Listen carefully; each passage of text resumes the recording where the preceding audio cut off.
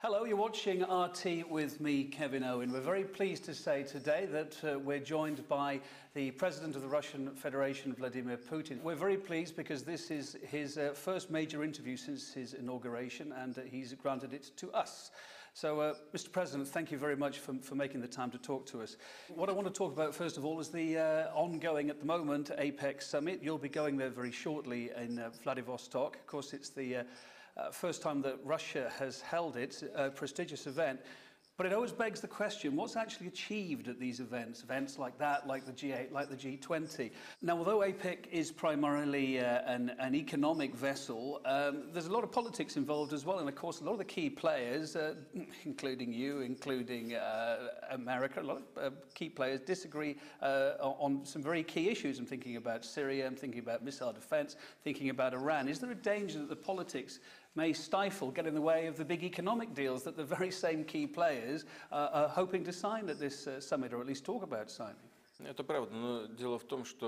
That is true, but in fact, and you've just said it to yourself, APEC was originally conceived as a forum for discussing economic issues.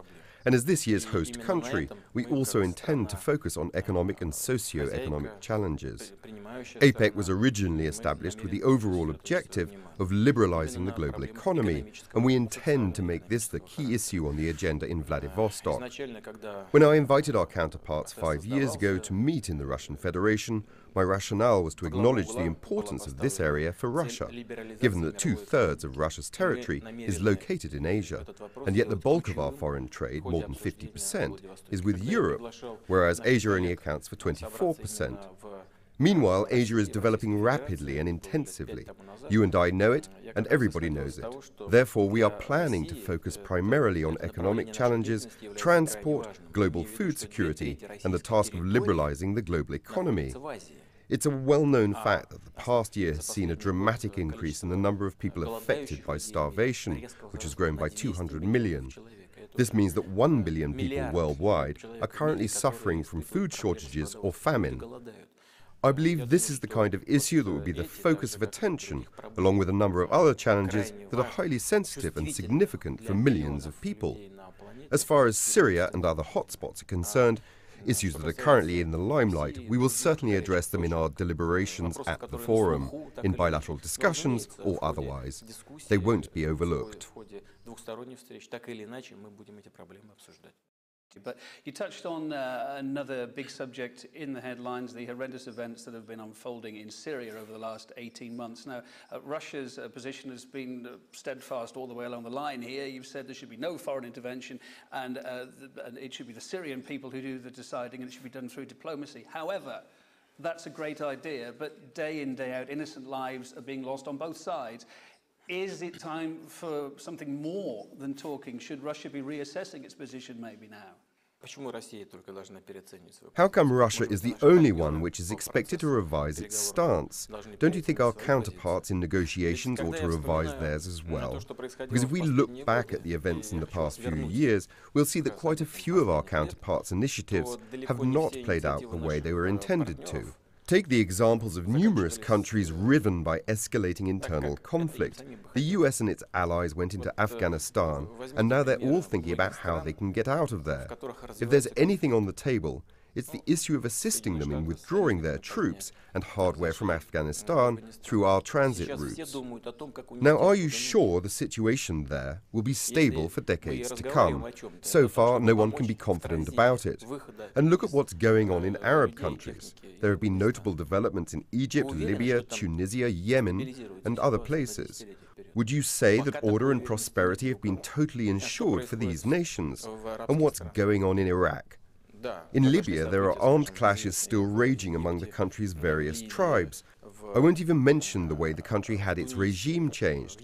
This is a separate topic. What concerns us, and what I want to emphasize once again, is the current hostilities in Syria. But at the same time, we are just as concerned about the possible consequences of certain decisions, should they be taken. In our opinion, the most important task today is ending the violence.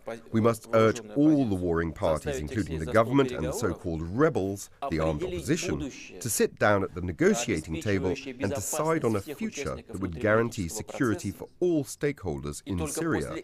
Only then should they get down to any practical measures regarding the country's future governance system. We realize that this country needs a change, but this doesn't mean that change should come with bloodshed. Okay, well, given the facts regarding Syria that you see on the table now, what is the next step there? What do you realistically think is going to happen next? We told our partners we would like to sit down together at the negotiating table in Geneva. And when we did, together we charted a roadmap for further action that could help bring peace to Syria and channel developments down a more constructive path. We received almost unanimous support and shared the talks' results with the Syrian government. But then the rebels actually refused to recognize those decisions, and many of the negotiating parties have also quietly backed down. I believe that the first thing to do is to stop shipping arms into the war zone, which is still going on. We should stop trying to impose unacceptable solutions on either side, because it is a dead end. That's what we should do. It's that simple. Luckily, we generally enjoy friendly relations with the Arab world, but we would like to stay away from Islamic sectarian conflict or interfere in a showdown involving the Sunnis, the Shia, the Alawis, and so on. We treat everyone with equal respect. We also get on well with Saudi Arabia and other countries. I have cultivated a warm personal relationship with the custodian of 2 Islamic shrines. The only underlying motive behind our stance is the desire to create a favorable environment for the situation to develop positively in years to come. What are your thoughts about the United Nations and the way the United Nations has reacted, particularly in Syria? There's been criticism that it's failed to deliver a unified front, if you like, and it's become more of a figurehead organization. Do you share that view? Quite the contrary, I would say. My take on the issue is the absolute opposite of what you have just said. If the United Nations and the Security Council had indeed turned into a mere rubber stamping tool for any one of the member states, it would have ceased to exist, just like the League of Nations did. But the reality is that the Security Council and the UN are meant to be a tool for compromise. Seeking to achieve it is a long and complex process, but only hard work can yield us fruit. Understood. Mr. President, another question I'd like to ask you. A number of Western and Arab nations have been covertly, to start with, supporting the FSA, the Free Syrian Army. Indeed, some of them are doing it openly now.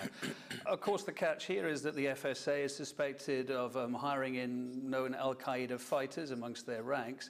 So the twist in this tale is that a lot of those countries are actually sponsoring terrorism, if you like, in Syria, countries that have suffered from terrible terrorism themselves. Is that a fair assessment?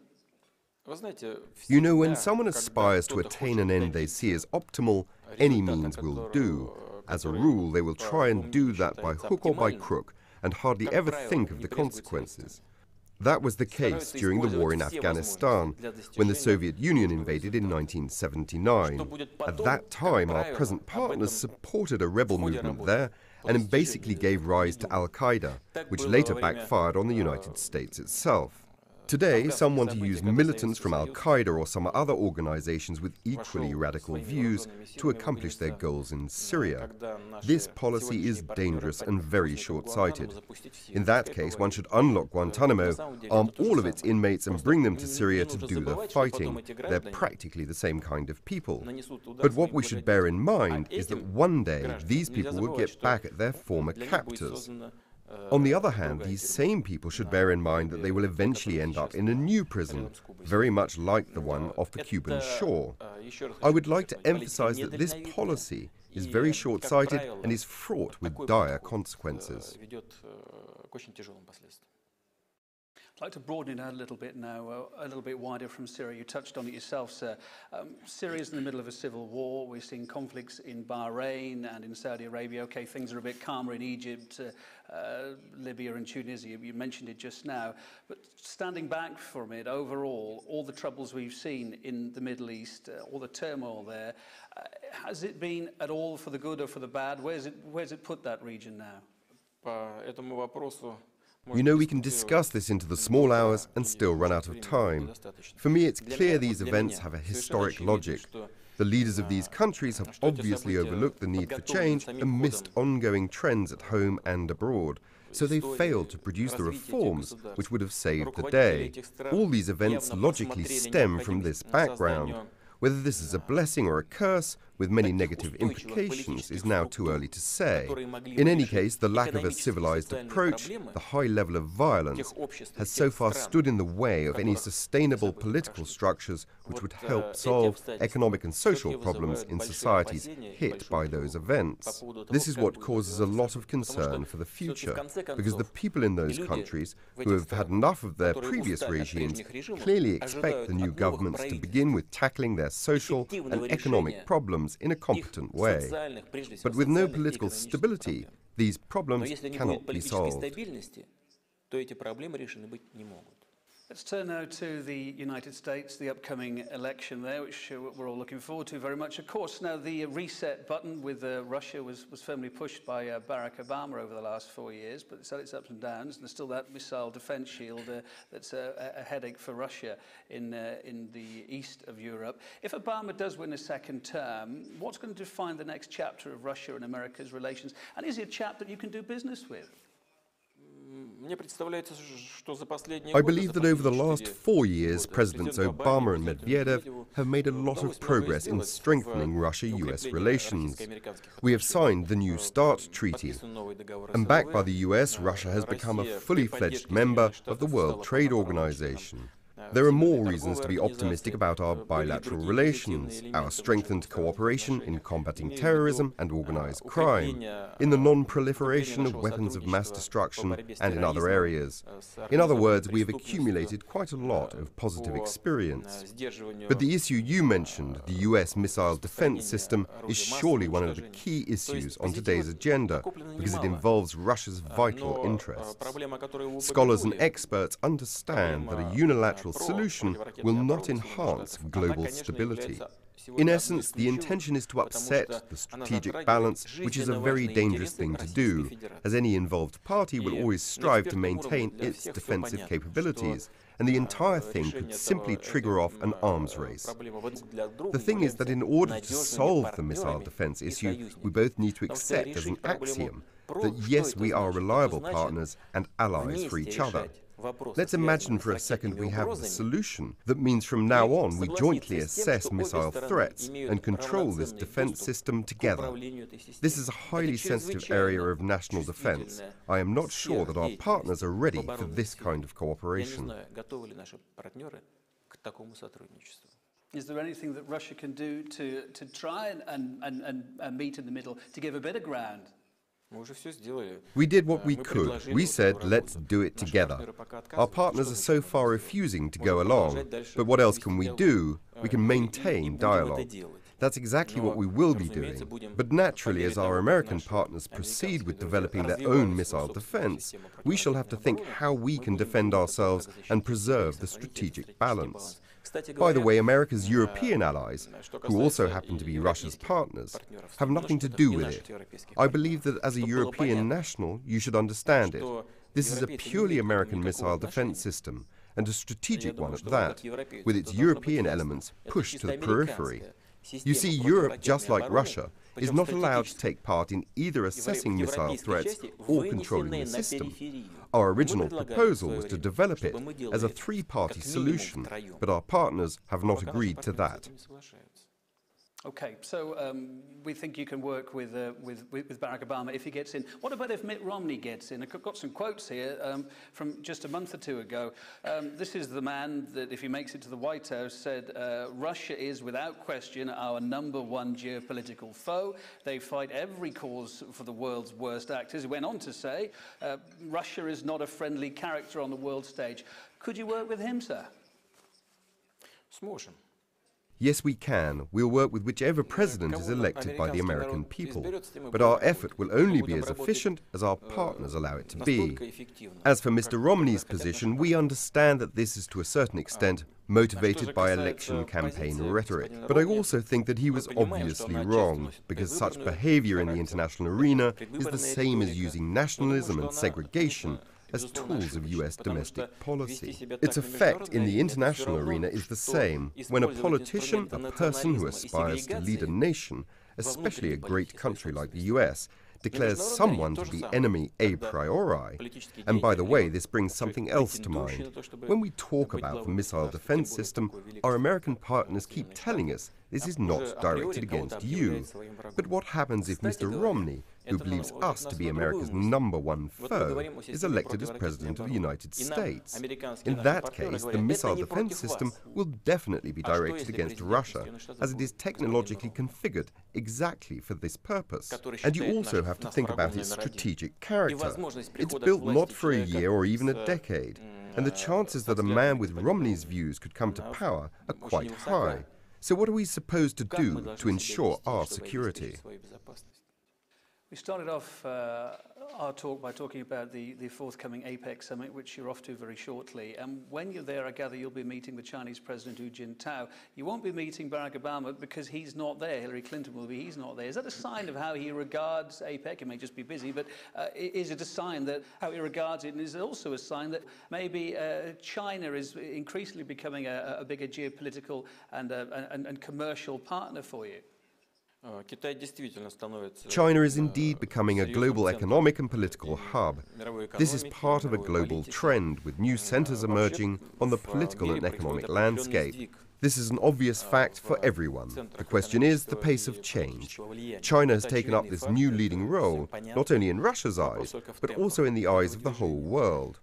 What makes us rather special, however, is that Russia and China are neighbors, and our special relations took thousands of years to evolve to where they are now. We have been through times of sunshine, which were very beneficial for both countries. We have also been through periods of gloom and conflict. At the moment, Russia-China relations are at an unprecedented high, and we share mutual trust both politically and economically. Over the coming years, we are bound to achieve a $100 billion turnover rate. To put this in perspective, currently Europe makes up 51% of Russia's foreign trade, which amounts to over $200 billion. That will be a serious push forward. Our American partners told us long ago that Barack Obama would not attend the summit. The reason is the election race in the US, and we think it's okay. The US will still be represented at a high level. So yes, we've known for several months now, and we fully understand the reasons. Anyway, this will be a great summit, with top officials coming from 20 countries, heads of state and heads of government. Of course, it's a pity the US president cannot come at this time, but nothing can be done about it. I think if he really had the opportunity, he would not miss it, because it's a good event for the US to talk not only with us, but also with other Asia-Pacific partners. Anyway, I met Barack Obama earlier in Mexico, as I said, and had a chance to discuss our bilateral ties and exchange opinions on the major global issues. So we do continue our dialogue. And we talked about some of the problems that Russia faces. One of the long-term problems that Russia's been facing is the drugs trade, the import of drugs from Afghanistan. It's increased many-fold since NATO went in there over a decade ago. NATO troops are due out in 2014. What then? Does Russia have any hope that you can curb this huge drugs problem? So far, it's not being solved. We are constantly engaged in dialogue with our partners, including those nations who have troops deployed in Afghanistan. Yet the situation has not improved. Instead, it's deteriorated. The amount of drugs produced in Afghanistan has increased by 60% in the past year.